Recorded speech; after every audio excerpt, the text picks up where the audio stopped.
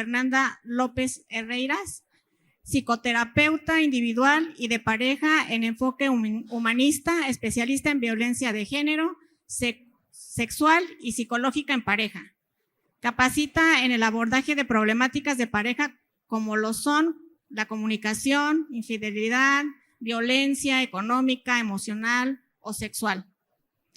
Y también tenemos al licenciado en psicología Isaac Andrés Ávila Jiménez, egresado del Instituto Politécnico Nacional, psicoterapeuta en terapia individual y problemas emocionales, como depresión, ansiedad, duelo, calidad de vida, autoestima y estrés. Prevención e intervención de pacientes víctimas de violencia de género, acompañamiento terapéutico a pacientes adultos en proceso de duelo, quien nos trae el tema atención psicológica ante una emergencia. Démosle la bienvenida, por favor.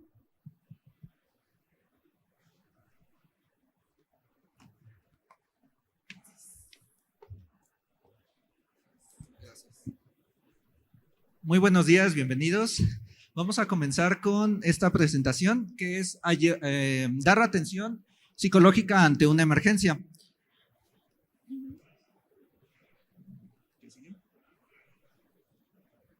Aquí. No da. Es para allá, entonces. Buenos días a todos. Los temas que vamos a mencionar son los apoyos psicológicos, emocionales en situación de emergencia, los primeros auxilios psicológicos en crisis y cómo manejar el estrés y la ansiedad ante una crisis. Siguiente, por favor. Bien, bueno, perdón. Pues se busca proporcionar herramientas prácticas en situaciones de riesgo y situaciones críticas. Lo que vamos a hacer primeramente es que pues vamos a identificar a los pacientes que se encuentran en una situación en donde puede haber un desborde o en una situación en donde se encuentren en riesgo. Para empezar, pues vamos a entender que esto que vamos a estar desarrollando en este momento, pues va dirigido a personas de población en donde se encuentran pues en situación vulnerable, ¿sale? Okay. Pues para empezar, vamos a hablar sobre el apoyo emocional en situaciones de emergencia. Ok, el objetivo de dar el apoyo emocional en situaciones de emergencia es brindar un espacio seguro, evitar el impacto psicológico que les pueda causar a las personas a largo plazo y pues minimizar sobre todo el impacto psicológico ante una crisis. Claro, Entonces, esto es esencialmente para evitar que después de la situación de riesgo haya secuelas posteriores a la situación crítica vivida. los síntomas que puede padecer una persona ante una crisis son síntomas de cansancio, agotamiento, desamparo, también inadecuación, confusión, síntomas físicos y sentimientos de ansiedad. Por ejemplo, en una crisis, los síntomas físicos que puede sentir una persona es dolor de estómago, dolor de cabeza, problemas de respiración, taquicardia. En cansancio y agotamiento también, por ejemplo, como no poder estar enfocados en lo que se les está preguntando o la vivencia que están pasando. Todos esos síntomas son de las crisis. Claro, y aquí es muy importante, habrá sintomatología o signos muy evidentes, sin embargo también hay otras características que puede que no sean tan evidentes y eso va a ser evaluado a partir del acercarnos con la persona a evaluar también cómo los está manifestando o cómo los puede manifestar posteriormente. Las estrategias de apoyo emocional ante una crisis es conectar, apoyar y proteger. ¿Cómo conectamos con una persona que está pasando con una crisis? Lo primero que tenemos que hacer es presentarnos. No podemos llegar nada más con la persona y decirle, oye, ¿qué te pasó? Cuéntame, ¿qué tienes? Tienes que conectar presentándote diciendo, oye, hola, ¿cómo estás? Mi nombre es María Fernanda. ¿Qué te sucedió? ¿En qué te puedo apoyar? Así conectas con la persona. En apoyar, no sé si… Claro, en apoyar es intentar hacer presencia, primeramente haciendo contacto visual directamente con la persona. Ya establecido este contacto cercano, lo que vamos a hacer es brindar un poco de apoyo y seguimiento. Lo que vamos a hacer es generar un ambiente de un espacio seguro para la persona, que se sienta también en este sentido asistida, apoyada y que no se sienta sola, y que está con una persona que le puede brindar esas herramientas que por sí sola no está encontrando, o si estamos hablando de un grupo, en ese grupo que el cúmulo de personas no puede estar encontrando. Ok, y en el caso de proteger, por ejemplo, si la persona acaba de salir de un incendio, o si hay cosas así, lo que tienes que hacer es primero salvaguardar a la persona, primero revisar que ya esté lejos de la crisis o del evento fuerte que está pasando para que se sienta seguro. Bueno, vamos a continuar con algunas técnicas de primeros auxilios que, pues, ¿cuáles son? Para empezar, vamos a brindar una ayuda breve e inmediata ante la situación para restablecer la estabilidad emocional. Según la OMS, esto es importante para, como les comentaba, no dejar o evitar posteriores secuelas derivadas de la situación crítica o del momento vivido. Entonces, en este sentido, lo que vamos a hacer es tratar de restablecer a la persona y llevarla a un estado homeostático para que pueda también por sí sola desarrollar o utilizar las herramientas que por sí sola tiene para poder contender con la situación. A diferencia del apoyo emocional, en los primeros auxilios se tiene que proporcionar los primeros auxilios en el lugar donde se presenta la persona en crisis. No es de buscar otro lugar, es sí buscar un espacio seguro, pero donde está la persona en crisis. Así son los primeros auxilios psicológicos y debe ser en las primeras 72 horas que está pasando la crisis la persona. Se debe identificar también, por ejemplo, si hay un riesgo suicida o hay una conducta que ponga en riesgo la vida. También hay que poner en claro que si estamos presencialmente podemos ayudar, pero también podemos ayudar los primeros auxilios psicológicos si es por teléfono. En caso de ser por teléfono, primero tenemos que tranquilizar a la persona y buscar pues como redes de apoyo, asociaciones que los pueden ayudar en caso de riesgo suicida. Exacto, Okay. Es importante que también conozcamos nuestros límites. Sabemos que podemos y toda persona puede brindar esta asistencia y este apoyo emocional. Sin embargo, también hay que considerar que de pronto nosotros también podemos carecer o no contar en ese momento con las herramientas necesarias para poder asistir a la persona. Entonces, es valernos de otras herramientas como instituciones o grupos que nos puedan también apoyar a contener a esta persona o este grupo de personas. Y esto puede ser asociaciones, grupos también o incluso personal capacitado específicamente para atender la situación.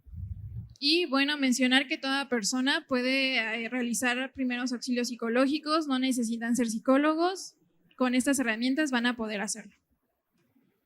Ok, bien, pues es ayudar, apoyar a las personas a que afronten la situación de crisis brindando apoyo, calma y seguridad.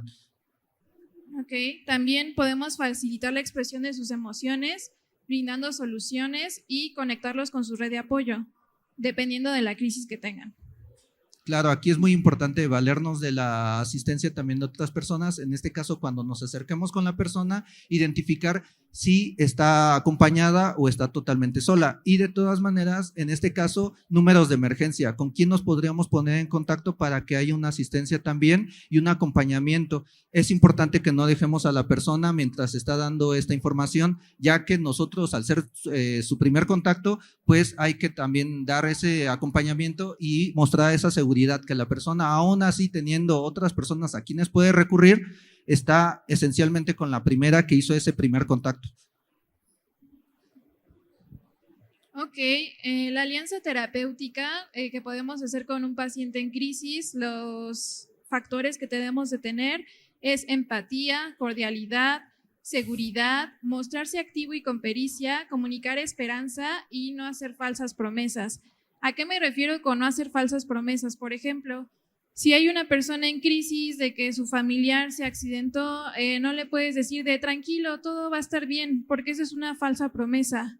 Lo único que puedes hacer es decirle, a ver, respira, cuéntame qué pasó, ¿quieres llorar?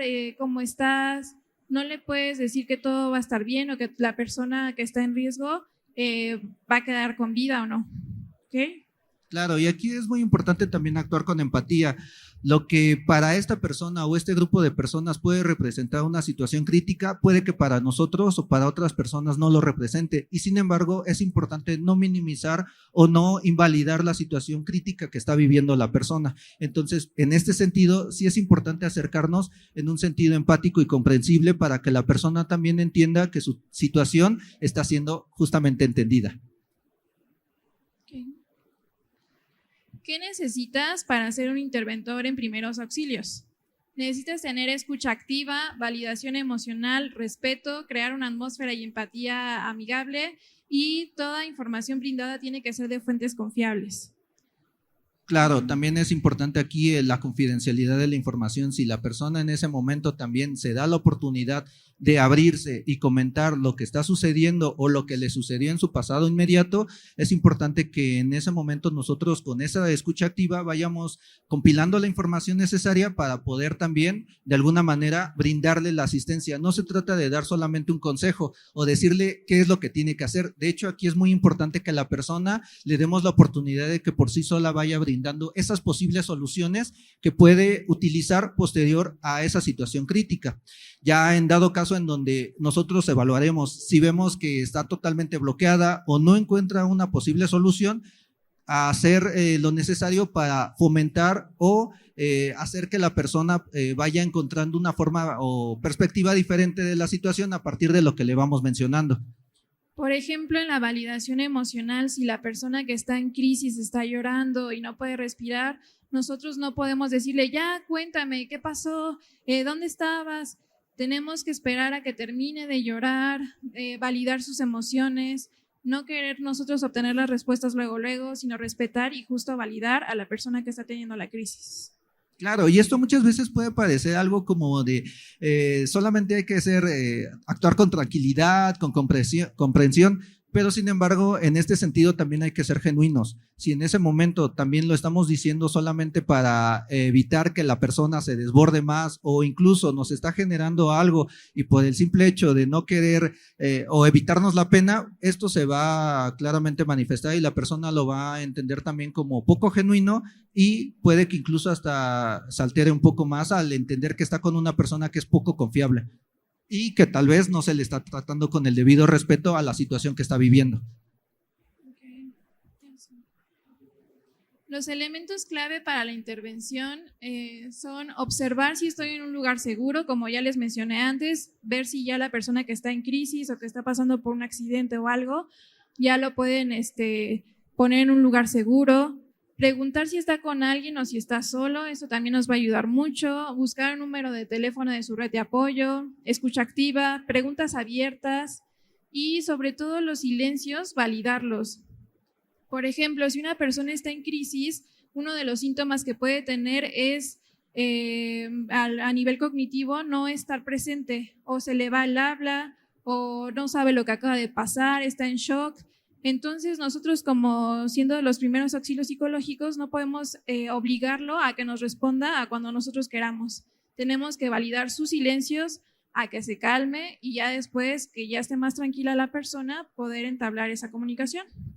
Claro, además nuestra herramienta esencial es la palabra, entonces hay que también tener muy en claro qué es lo que vamos a estar diciendo y de todas maneras, aunque sea nuestra herramienta esencial, no quiere decir que es la única, hay que también respetar, como dice María Fernanda, los silencios y en este sentido también hay que evaluar lo que está sucediendo alrededor de la persona y cómo se encuentra en ese momento la persona físicamente, porque es necesario evitar el contacto físico si la persona puede encontrarse en una situación de temblores o ciertamente alterada, respondiendo con cierta agresividad. Recordemos que si actúa agresivamente o incluso nos hace señas de que quiere su espacio, no significa que sea contra nosotros, es una respuesta ante la situación crítica y no hay que tomárnoslo personal o no es personal. En ese momento la persona está reaccionando así y podemos tener, dependiendo del tipo de situación y también del tipo de personalidad, podemos reaccionar diferente a una misma situación. Entonces es importante que en ese momento, al hacer preguntas abiertas,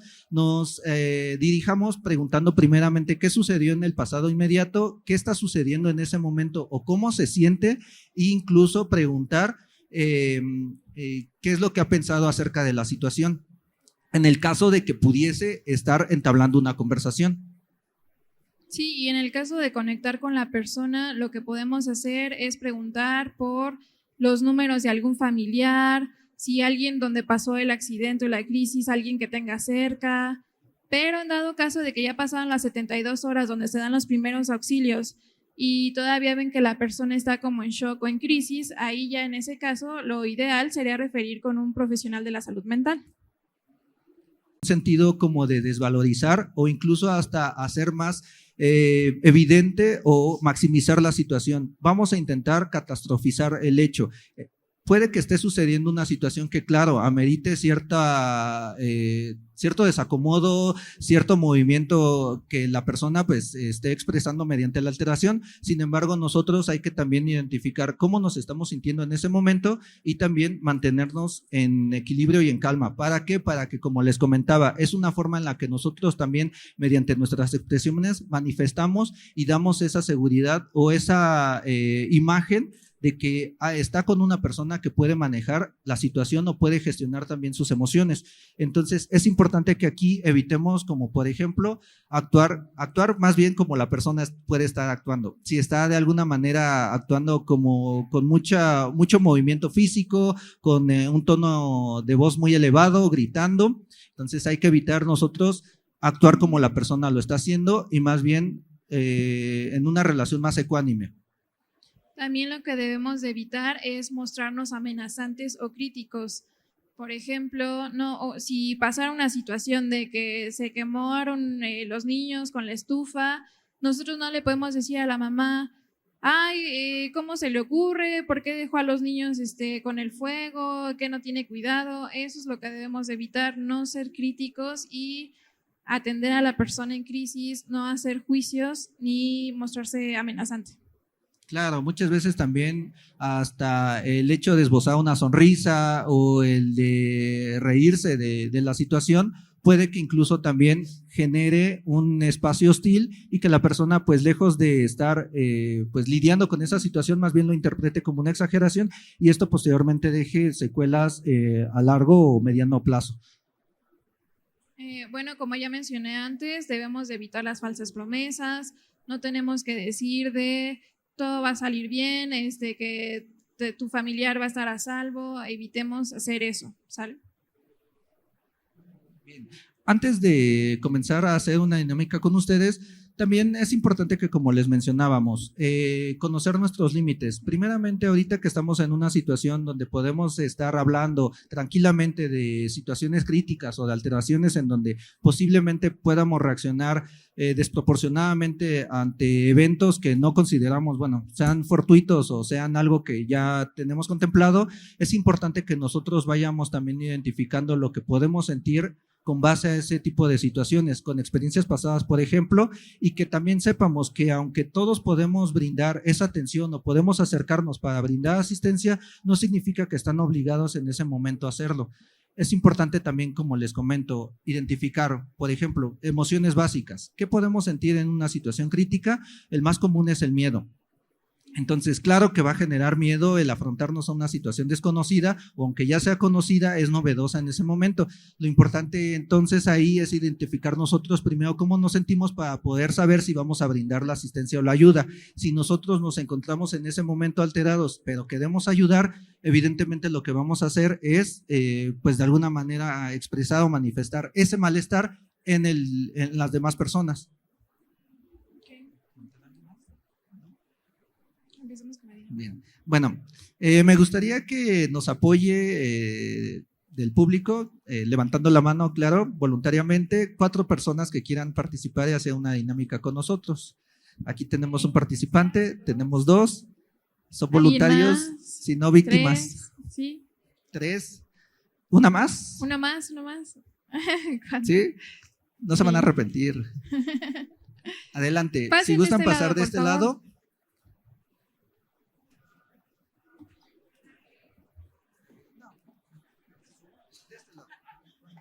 Nivel de piso.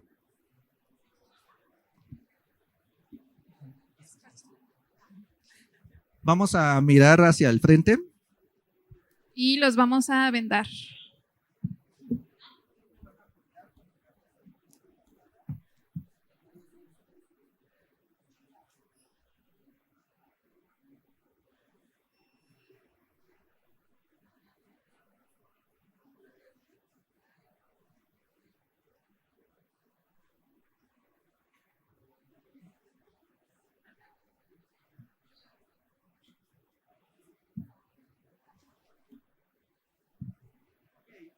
Un ejercicio en donde vamos a identificar cómo es que se van sintiendo a través de las sensaciones y que ustedes se den la oportunidad como participantes de que ahorita lo que van a hacer es extender su brazo derecho en supinación, la palma hacia arriba, extiendan el brazo y la palma va a ir viendo hacia el cielo.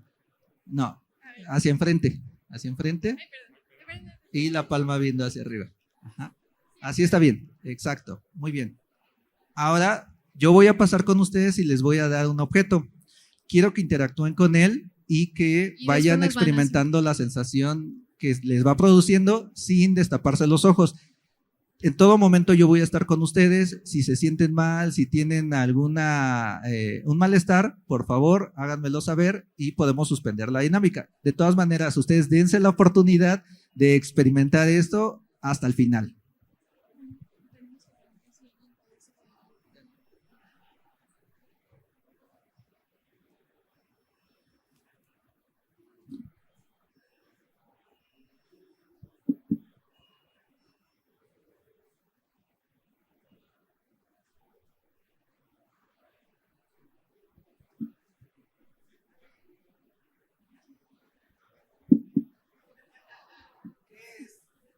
¿Qué creen que sea?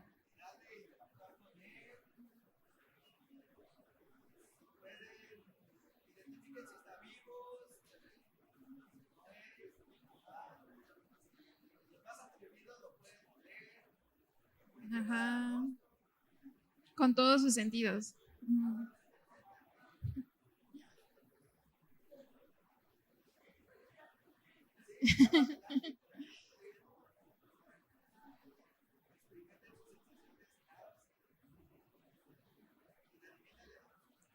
Ajá. ¿Qué adivinan? ¿Qué es?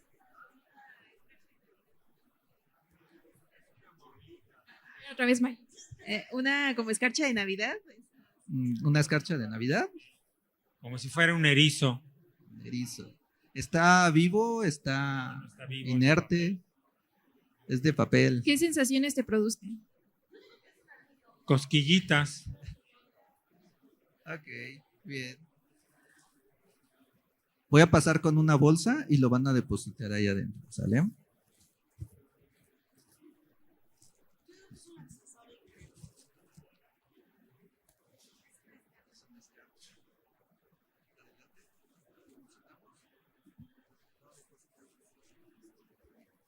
Ahora, ¿se pueden descubrir los ojos? Y les voy a pasar el micrófono para que nos vayan contando su experiencia y nos mencionen qué es lo que lograron intuir o deducir a partir del objeto que les pasamos. Pues primero en la primera textura, pues se sintió como algo, como un papel, como algo pues sin movimiento. Pero a mí más que nada creo que la sensación de estar con los ojos cerrados, con los ojos tapados, me causó cierta incertidumbre, como desesperación en algún punto donde dije, quiero quitarme esto. Y aunque sabía que no era un objeto peligroso, pero sí sentía como que me empezó a sentir esa desesperación de pronto. Gracias. Yo sentí con cosquillas en la palma de la mano, lo sentí muy suave, parecía ser de papel, totalmente inofensivo, no me produjo ninguna ansiedad ni miedo y muy suave esencialmente. Ok, gracias. Bueno, yo sentí, sí, al principio como cierto temor al tener mis ojos cerrados y pues no saber, estoy en un lugar diferente al del habitual. Y posteriormente cuando me dijeron, alguien dijo por ahí, tócalo y cierro la mano, oí el grito y lo empecé a sentir la textura. Sentí pues no miedo porque sabía que no era algo que me podía causar daño, y al final pues cuando lo pude desenvolver sentí que era como pues un papel o un escarcha. Ok, muchas gracias. A mí me dio nervios porque primero tienes un sentido y después lo pierdes. Y después yo toda confiada así de, sí, no pasa nada. Porque, no sé, no sentí el objeto hasta que alguien más lo dijo. Y fue como, sí, tengo que tocarlo. Pero en realidad no sentí nada. Entonces ya el nervio al final me dio confianza. Ok, muchas gracias. Bien, pues por ahí creo que sí hubo alguien que identificó qué era. Y era esto, una escarcha. Muy bien, les damos un aplauso a quienes se atrevieron a participar. Muchas gracias. Adelante, tomen asiento. Gracias. Gracias. ¿Mande? Ahora, rápidamente vamos a explicar de qué va este ejercicio. Si se dan cuenta y pueden percatarse, aunque fueron personas que están ahorita recibiendo información similar, tuvieron experiencias diferentes y que lo vivenciaron a partir también de, como lo mencionan, la pérdida de algún sentido o incluso la confianza que podía haberse dado a partir del contexto. Ellos se encontraban en una situación en donde aparentemente nosotros tenemos el control o está controlado. Sin embargo, de todas maneras no deja de sentirse o de vivirse sensaciones, las cuales la sensación es el precedente de la emoción. La emoción una vez manifiesta, ¿cuánto creen que dure la emoción en el organismo? ¿De cuánto tiempo creen que dure presente ante un estímulo? ¿Segundos, minutos, horas, días, semanas, meses? Segundos. Pues bien, la emoción tiene una duración de entre 60 a 120 segundos. ¿Por qué? Porque es una manifestación ante un estímulo. Las emociones no son buenas ni malas, son funcionales. Es una forma adaptativa, la forma en la cual vamos a responder a nuestro medio. Y esta forma nos ayuda a protegernos. Muchas veces las categorizamos o las catalogamos en son buenas y son malas, ¿no? O las positivas y las negativas. Sí pueden sentirse desagradables unas y otras más agradables. Sin embargo, todas son funcionales, tienen su propósito. Ahora, en este sentido, como lo pudieron ver o lo pudieron observar, nos comentaban que ahí era como una incertidumbre. ¿Qué va a pasar? A la pérdida de uno de los sentidos que más utilizamos para analizar y reflexionar acerca de lo que está sucediendo es la vista. ¿Qué pasa cuando estamos ante un fenómeno el cual no conocemos? Prácticamente se da lo que se vivenció. Se nubla la visión. Y no hablando somáticamente o fisiológicamente, hay una percepción, un cambio de percepción ante la situación y puede ser minimizada o puede ser amplificada y maximizada. Entonces, así es como nosotros vamos a interpretar a lo que nos estamos enfrentando y es importante por eso que entiendamos que aunque nos estemos acercando a una persona o a un grupo de personas, lo pueden estar vivenciando y experimentando de diferentes formas y maneras. Y es por eso que hay que entender cómo funcionan también las emociones y que evitar, como hace rato lo mencionábamos, ¿no? Los prejuicios o los juicios y tratar como de hacer una generalización de que no era para tanto o realmente no era tan complicado o no se podía, no se estaba viviendo tan catastrofizante como se pudiese haber manifestado. ¿Sale? Y también como observamos, las diferentes personas que participaron en el ejercicio tuvieron una diferente reacción. Eso también depende de la historia personal de cada uno, de las vivencias. Por ejemplo, pudo haber habido un participante que tenía miedo a las arañas o a los insectos y que haya confundido a la escarcha con un insecto y le hubiera podido dar pánico. En este caso no pasó, pero tenemos que tener en cuenta eso. Las personas que también atendemos en crisis puede ser que tengan diferentes, por su historia de vida, diferentes reacciones, ¿va? Así como lo observamos en el ejercicio. Claro, y que es algo muy común, por ejemplo, aquí en la Ciudad de México, que puede generar una situación de pánico y crisis, por ejemplo, un sismo, ¿no? Que quiero pensar que la mayoría de los que estamos aquí recientemente ha vivenciado uno, bueno, en los años anteriores, En el 2017. y de alguna manera, exactamente, ¿no? 2017 o 2021, donde se dieron algunos eventos así, y claro que de pronto veíamos tanto personas que reaccionaban muy naturalmente o acataban las indicaciones que ya venían manejando anteriormente de cómo actuar en un sismo, pero también había personas que aunque no lo habían vivido, actuaban hasta, por así decirlo, desproporcionadamente, y esto es debido a experiencias previas. y eso va a influir mucho en la manera como vamos a enfrentar las situaciones en ese momento y posteriormente. Y eso nos va a llevar a hablar de cómo manejar el estrés y también la ansiedad, ¿sí? Que es prácticamente lo que estábamos hablando hace rato, ¿no? Los precedentes de qué nos lleva a desarrollar un padecimiento que tenga que ver con ansiedad o con estrés.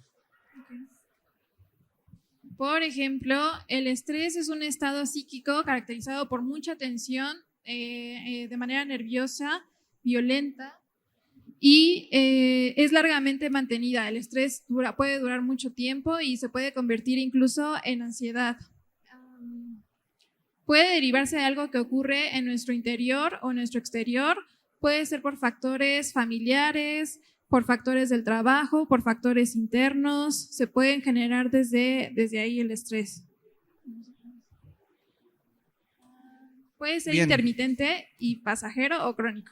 Claro, la respuesta ante el estrés nos está dando, bueno, lo vamos a manejar de 3 tipos, ¿sale? La primera es que nos puede estar apoyando a emitir una respuesta de huida, la segunda es una de afrontamiento o confrontamiento a la situación y la tercera es una de bloqueo o estado de shock.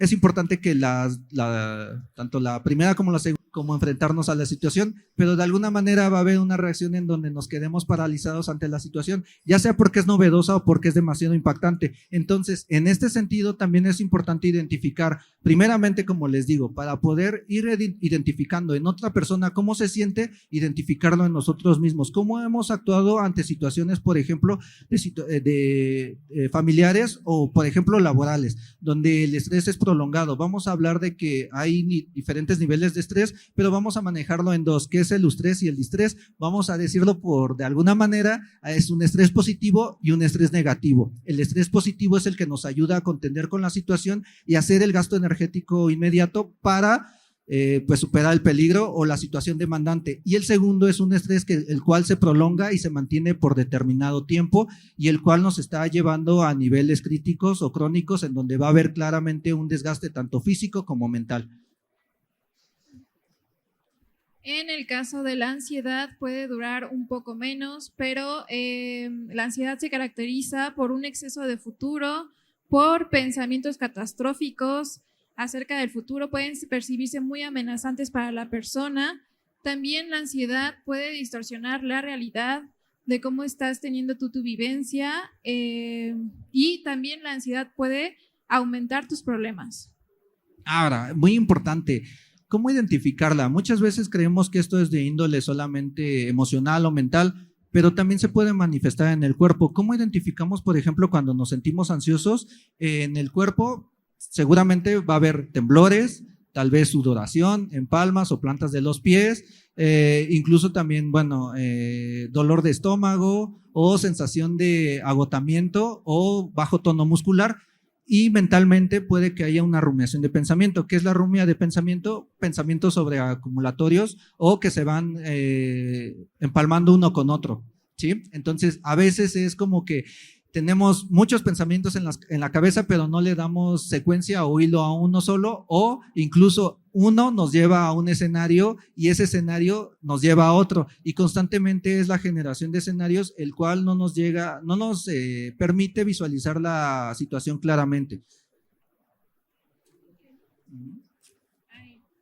Bueno, ya lo mencionó Andrés, pero nos puede afectar el estrés y la ansiedad con respiraciones cortas, que te falte la respiración, un deterioro cognitivo, que no sepas dónde estás o que de repente estés confundiendo la realidad con la ficción. Eso puede pasar ya en un caso muy alterado de ansiedad o estrés. Pues el sistema digestivo también se ve afectado. Se te puede inflamar el abdomen o irritación en el estómago, como ya saben, la colitis nerviosa y todo eso se puede dar a través del estrés y la ansiedad. También lo que puedes sentir es inquietud, angustia, incluso indefensión. Ahora, hay que tomar en consideración que es un ciclo también de la ansiedad. Para llegar a la ansiedad no solamente es la presentación de los síntomas y ya sabemos que tenemos ansiedad. Es importante saber que su precedente es la sensación y la emoción. Entonces, para empezar se va a dar la emoción que es el miedo. Posteriormente se va a dar un miedo al miedo. Y muchas veces decimos, ¿cómo se puede tener miedo al miedo? Pero realmente a veces anticipadamente ya tenemos una respuesta ante una emoción y es lo que puede generar el desencadenante de que nos empiece a llevar a ¿qué? La angustia. La angustia es donde empezamos a notar que nos empieza a preocupar de más la situación y posteriormente nos puede llevar al pánico. El pánico es una forma desproporcionada y una en donde difícilmente vamos a saber cómo contender con la situación porque no le vemos claridad o se nos dificulta verla. Bueno, y todo eso lo estamos mencionando porque estamos hablando de cómo una persona puede tener estos sentimientos o síntomas como estrés y ansiedad en una crisis, para que nosotros, si queremos dar los primeros auxilios, sabemos identificar qué sensaciones o síntomas está teniendo la persona en crisis, como estrés o ansiedad y lo que ya desarrollamos. Bueno, hay muchas técnicas para manejar el estrés. Hay una técnica de respiración 5-2-7. ¿Alguno sabe cómo hacerlo? ¿No? La técnica es inhalar contando hasta 5, deteniendo el aire hasta 2 y soltando el aire 7 segundos. Esa es una de las técnicas. Claro, es muy similar a la técnica de respiración diafragmática, que lo que vamos a hacer es apoyarnos con el músculo del diafragma para que pueda haber una correcta oxigenación. Generalmente cuando a veces apoyamos o asistimos a una persona que nos acompaña a hacer el ejercicio para poderse relajar, les mencionamos que haciendo el contacto, ¿de qué se alimenta básicamente el cerebro o el sistema nervioso central? De glucosa y oxígeno, ¿sí? Entonces, ¿qué tan importante es respirar? Entonces, en este sentido es invitarlos a que nos apoyen a respirar de la manera adecuada para poder pensar y con claridad poder atender la situación. Entonces, en este sentido, es invitar a que nos acompañen a hacer el ejercicio conjuntamente, inhalar en 5 segundos y haciéndolo nosotros tal vez un poco más fuerte para que a través también del oído la persona lo pueda ir haciendo. Luego retener en 2 y posteriormente, progresivamente, irlo soltando, ¿sí? Incluso pueda acompañarse de imaginería, como por ejemplo el que cierren los ojos mientras lo están haciendo, respirando. Esto, claro, va a ser sometido a evaluación si la persona está en las condiciones adecuadas para hacerlo, pero si la oportunidad se nos diera, es todavía añadirle que se imagine un color, el color que está entrando cuando inhala, que se torna en otro cuando lo retiene y que sale transformado cuando exhala. Entonces es una forma también de mantener la atención y la concentración en un estímulo para que la persona pueda relajarse y no meramente estar centrada en la situación crítica.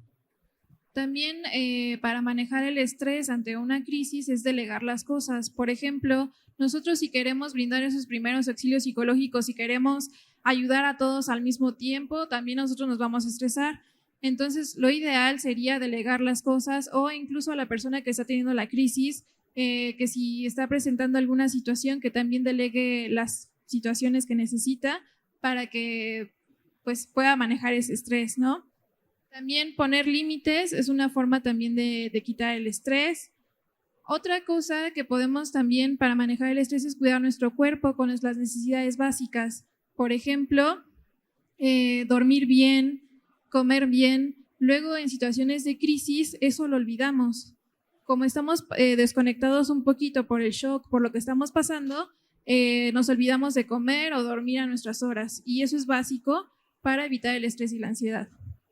Claro, que si bien entendemos que ante una situación de peligro va a haber un gasto energético y un sistema que se va a activar para que nosotros podamos hacer justamente ese gasto energético. Sin embargo, también como personal de la salud, ¿cuántas veces nosotros nos preocupamos o atendemos nuestras necesidades fisiológicas básicas, como si ya comimos, si dormimos bien, si estamos haciendo o teniendo buenos hábitos de ejercicio?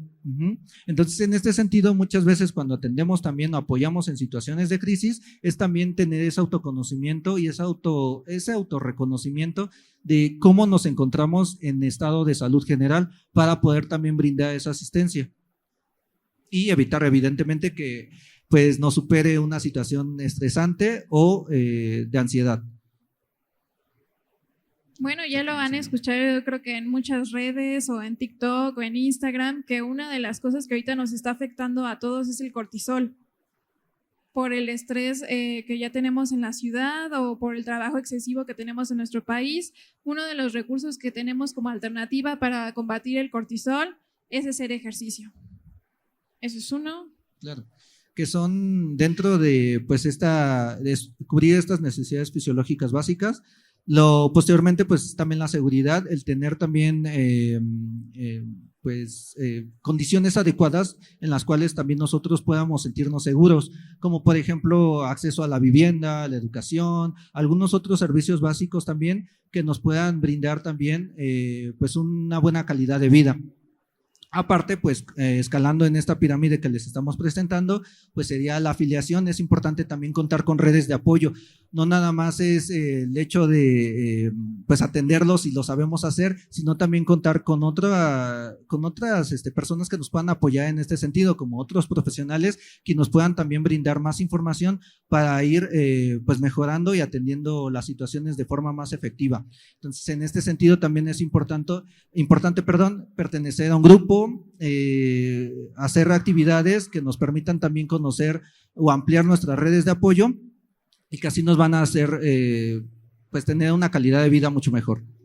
También para combatir el estrés tenemos que evaluar a las personas de nuestro alrededor. Por ejemplo, si en tu círculo cercano o en tu trabajo hay personas que continuamente te están estresando con cosas del futuro o con un diálogo negativo de que te está mal todo el mundo y todo eso, evitar este tipo de personas, ya que esto también te pueden generar estrés. Evitar esas personas, como lo dirían en las redes sociales, como personas tóxicas.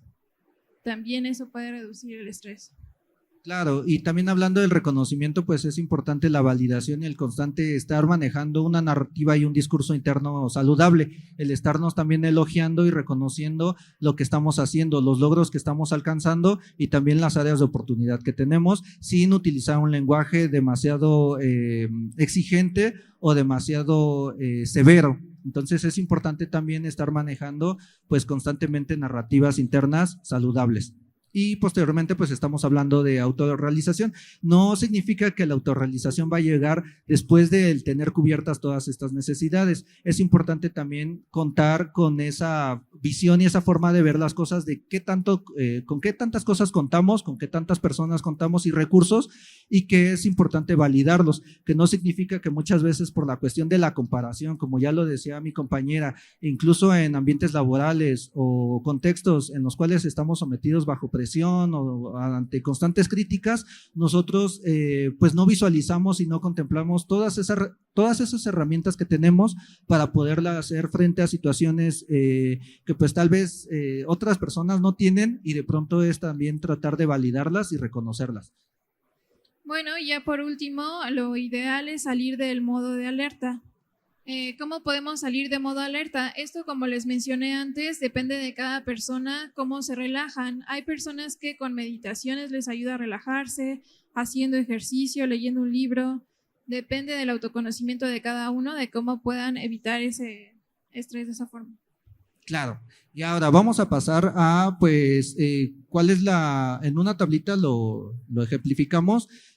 Por ejemplo, hablamos de duración, quién lo realiza, lugar y el objetivo de cada uno de las intervenciones que estamos mencionando, que es los primeros auxilios psicológicos y la intervención en crisis, que son, digamos, a diferentes niveles. Entonces, tenemos, por ejemplo, en el PAP, que son en una duración de minutos. Lo que vamos a hacer es una intervención breve. Lo que vamos a hacer es, con ese acercamiento, hacerlo en el menor tiempo posible, pero que sea eficaz para evitar, como se les venía mencionando, los posteriores secuelas, y para que en un proceso posterior pues la persona cuente con herramientas ya adquiridas en ese momento para hacerle frente a la situación crítica. Sí, y en el caso de intervención en crisis, sí puede durar algunas semanas el apoyo, y como se darán cuenta en la tabla, la intervención en crisis casi siempre lo hace alguien de la salud mental, un psicólogo, pero a diferencia de los primeros auxilios psicológicos, sí lo puede hacer cualquier persona. ¿Okay? Bueno, como ya lo mencioné, los primeros auxilios psicológicos lo puede hacer cualquier persona capacitada, y la intervención en crisis sí tienen que ser psicoterapeutas, psiquiatras o trabajadores sociales. Claro, el lugar es prácticamente en donde se da la situación en los primeros auxilios psicológicos y esto es de una manera informal en donde pues prácticamente se está dando o suscitando el evento. Y en caso de intervención en crisis, pues ya se hace en un ámbito un poco más controlado, en donde pues ya la persona tiene acceso a pues justamente la privacidad y la confidencialidad de la información. Ok, y ya por último, el objetivo de los primeros auxilios es proteger y dar contención y facilitar asistencia práctica. Y en la intervención en crisis es resolver la crisis, procesar y restablecer el evento traumático en la historia de la vida del paciente y fortalecer su resiliencia. Sí, y aquí reforzando es también tomar en consideración que a cada persona le puede tomar su debido tiempo el traslabordar la situación crítica, tanto como a algunas personas con base a las herramientas que tengan y a las experiencias de vida pasadas, se les puede hacer un poco más sencillo con asistencia el ir traslabordando la situación y salir de esa situación lo más pronto posible, como habrá otras personas que requieran una duración de su tratamiento un poco más prolongado.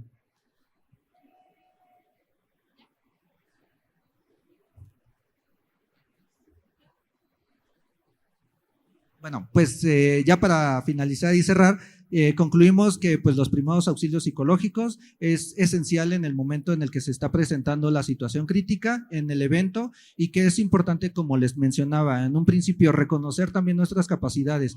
No significa que el hecho de que lo pueda hacer cualquier persona, ya sea personal de la salud o personas que no estén pertenecientes a no significa que también al ver a la situación crítica nosotros nos veamos obligados a tener que actuar. Es importante también reconocer que es la seguridad de la persona y nuestra seguridad primero. Entonces, en este sentido, también es importante que si podemos apoyar, nos acerquemos y también buscar otras formas de brindarle apoyo y asistencia con base a otras personas u otros profesionales que puedan también estar presentes en el sitio y lugar. Y como ya mencioné antes, el estrés y la ansiedad son factores que van a haber obviamente entre una crisis. Ya ustedes bajo esto que expusimos hoy se pueden dar cuenta de los síntomas que puede estar presentando la persona en crisis para saber ayudarla correctamente. Claro, que viene a partir de un estímulo inmediato, sino ya tiene un precedente y prácticamente son cosas que ya se van arrastrando, se van acumulando a través del tiempo y que de alguna manera tienen su exacerbación y evidentemente se van a manifestar de una manera desproporcionada o un poco amplificada. Esto no quiere decir que tampoco se tienda como a maximizar o a pensar que al tratar de hablar de estrés o ansiedad, que sí son patologías, no significa que pues lo vamos a tratar como con severidad o con cierto revuelo. Lo importante aquí es que cada uno va a tener su debido proceso y tratamiento y su debida duración. Entonces es importante también considerar que cada uno se debe de llevar a su debido momento y tiempo. Y pues bueno, eso sería todo. No sé si tengan alguna duda, alguna pregunta, algún comentario, chisme, y es bien recibido.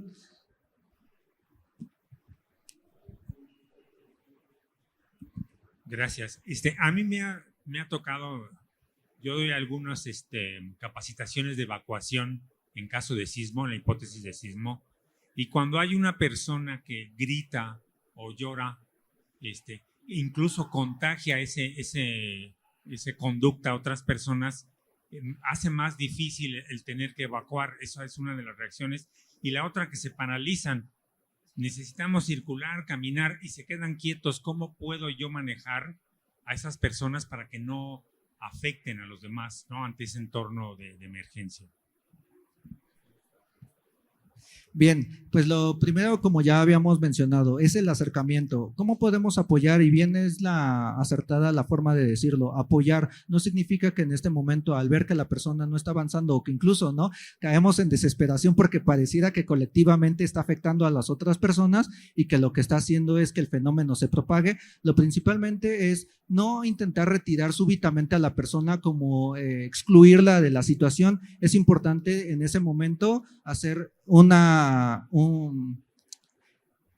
posturarnos más bien de manera adecuada y directiva. Es importante que asumamos una posición directiva en ese momento, sin sin temor de decir, no, es que no la puedo tocar, o no la, es importante, no la voy a empezar a empujar, a mover para que reaccione, pero sí es importante de pronto asumir una posición directiva mencionándole también lo que tiene que hacer. Muchas veces eso es lo que no, les cuesta trabajo identificar o no se están percatando.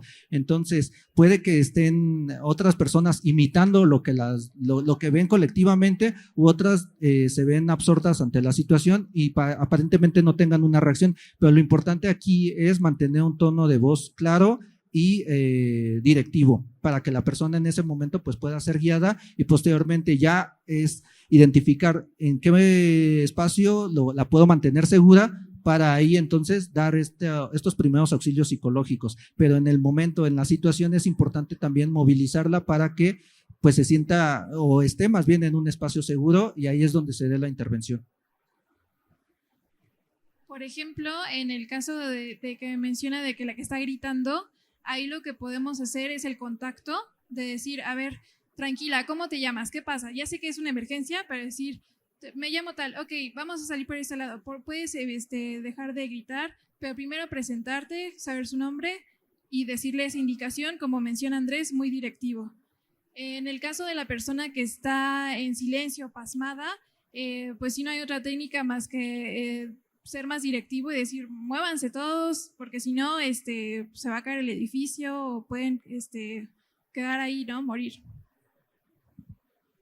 Sí, claro, y lo importante aquí es evitar justamente que caer en una actitud o en un comportamiento muy similar al de la persona, porque muchas veces cuando vemos la situación de que está gritando, pues lo que intentamos nosotros es gritar más para que nos escuche. Entonces, en este sentido, muchas veces sí es adecuado incluso tocar y apoyar, incluso movilizando a la persona, ¿sí? No en ese momento tratar de intervenir y decir cálmate o incluso hasta cállate, porque lo que va a hacer es que en ese momento la persona se altere más. Y de hecho, considérenlo, también es importante, si la persona actúa de manera agresiva ante nosotros o no quiere, no significa que sea con nosotros, es que la situación le está pareciendo lo suficientemente crítica que no está sabiendo en ese momento cómo reaccionar. Lo importante es que sí brindemos ese apoyo, y que incluso hay momentos en donde más que apoyar tocando, es simplemente agarrar de la mano, y es la dirección.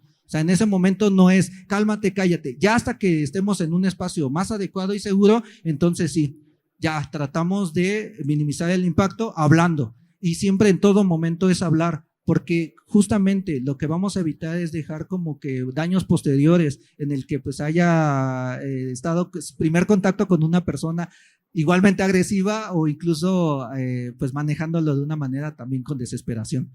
¿Sale?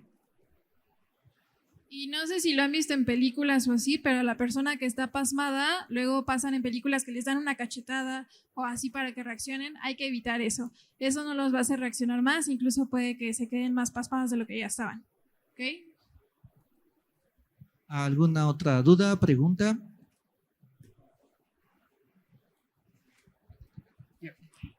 Cuando la persona o el paciente tiene un estado mental alterado, incluso se está autolesionando, ¿cómo lo abordas?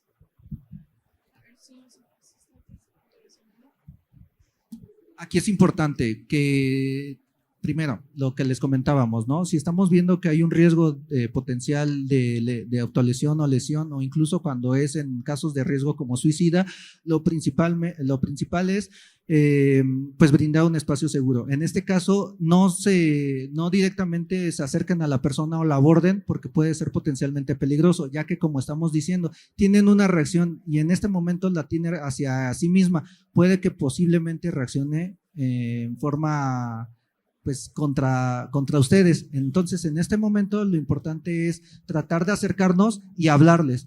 Yo sé que, como les comentaba, ¿no? A veces se minimiza mucho lo que es el hablar la palabra, pero es nuestra herramienta básica. Sin importar, lo que ustedes tienen que hacer es que en todo momento tienen que mostrar una actitud ecuánime, y es el hablar. Importante, la presentación, el brindar esta asistencia de apoyo y seguridad. Acérquense primeramente ustedes presentándose y hablando de que ustedes están ahí para brindar un apoyo y un seguimiento y un acompañamiento. Ojo, aquí volvemos a lo mismo, evitar brindar falsas esperanzas o promesas que pues, posiblemente no se vayan a cumplir, como el tranquilo, todo va a estar bien o vas a salir conmigo de esta situación. Es importante que en todo momento le estemos apoyando y le estemos hablando sin caer en pánico y evidentemente también de la mano, hacer uso de la herramienta del 911 para que otros profesionales estén al tanto de la situación, no alejarse y no huir de la situación. Si en ese momento la persona, pues evidentemente se está autolesionando o está teniendo conductas más de riesgo, importante, no intervenir, ¿sí? Solamente que hagan ustedes presencia.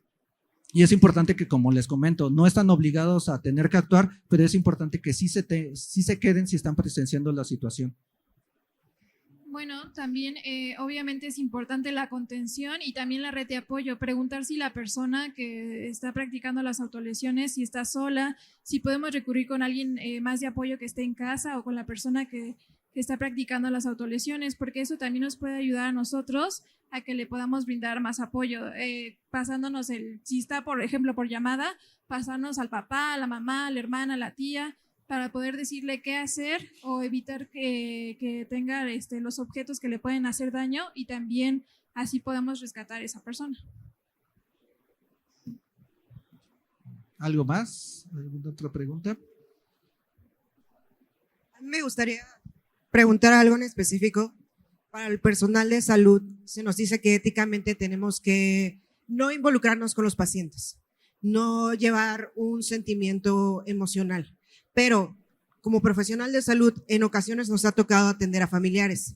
Me gustaría que nos comenten cómo podemos manejar este tipo de miedo o ansiedad ante un familiar con el cual sí tenemos algunos sentimientos involucrados. Lo importante aquí es que también ustedes, bueno, no estamos exentos a presentar ciertos comportamientos o ciertas actitudes derivadas de experiencias previas. Lo importante aquí, lo más adecuado es que estemos bajo un tratamiento también psicoterapéutico o psicológico de asistencia emocional, ya que es importante también identificar el cómo nos vamos sintiendo o potencialmente cómo podemos sentirnos y reaccionar ante una situación también de desequilibrio y crisis. Entonces, cuanto más herramientas también psicológicas tengamos presentes nosotros, podemos actuar más eficazmente ante situaciones en donde las podamos ver con otras personas. También nos puede ayudar, bueno, en el caso de los médicos, a los pacientes o los familiares de los pacientes, aterrizarlos en la realidad. Como les mencioné antes, de los primeros auxilios, es presentarnos, decir, soy la doctora Melanie, que te está atendiendo a este paciente, está en la habitación 501 y esto es lo que está pasando, como brindarles esa información. Pero obviamente como doctores no pueden ponerse al mismo contacto emocional que está teniendo la crisis la persona. Ok. ¿Alguien más tiene alguna duda?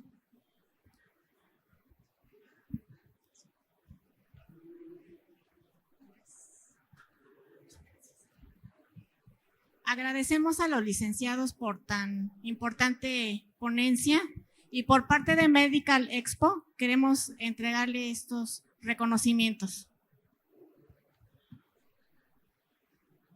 A la maestra María Fernanda y al licenciado Isaac Andrés. Muchas gracias.